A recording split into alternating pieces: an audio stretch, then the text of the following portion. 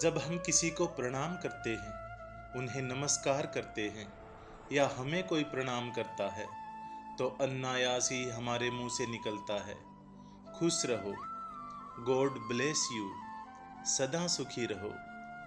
ये जो प्रणाम के उत्तर में हमारे मुख से निकलते हैं ना, ये कोई साधारण शब्द नहीं है, ये दुनिया के सबसे कीमती शब्द हैं।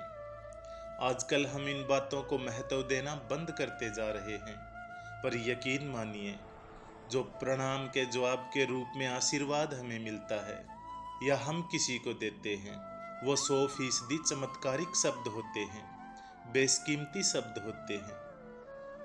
एक बहुत प्यारी कथा कहने जा रहा हूँ। महाभारत का युद्ध चल रहा था। एक दिन दुर्योधन के व्यंग से आहत होकर भीष्म पिता में ये घोषणा कर देते हैं कि मैं कल पांडवों का वध कर दूंगा। इस घोषणा का पता जैसे ही पांडवों को चलता है, तो उनके शिविर में बेचैनी बढ़ जाती है। सभी को भीष्म पितामह की क्षमताओं के बारे में पता था, इसलिए सभी अनिष्ट की आशंका से परेशान हो जाते हैं। तभी श्री कृष्ण द्रौपदी से कहते हैं, तुम अभी मेरे साथ चलो। श्री कृष्ण द्रौपदी को लेकर सीधे भीष्म पितामह के शिविर में पहुंच जाते हैं। श्री कृष्ण स्वयं तो शिविर के बाहर खड़े हो जाते हैं, पर वो द्रौपदी से कहते हैं कि अंदर जाकर पितामह भीष्म को प्रणाम करो। जैसे ही द्रौपदी ने शिविर के भीतर जाकर पितामह भीष्म को प्रणाम किया, तो पितामह भीष्म के मुख से द्रौपदी के लिए ये आशीर्वाद निकला, अखंड सौभाग्यवती भव।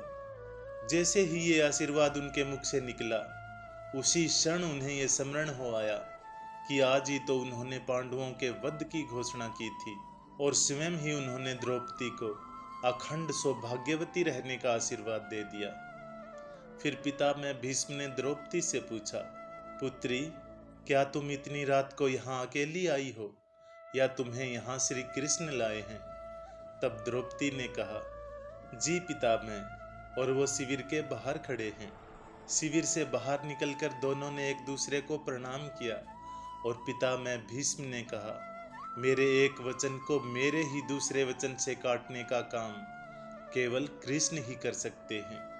शिविर से वापस लौटते समय श्री कृष्ण ने द्रौपदी से कहा, तुम्हारे एक बार जाकर पितामह को प्रणाम करने से तुम्हारे पतियों को जीवन दान मिल गया है।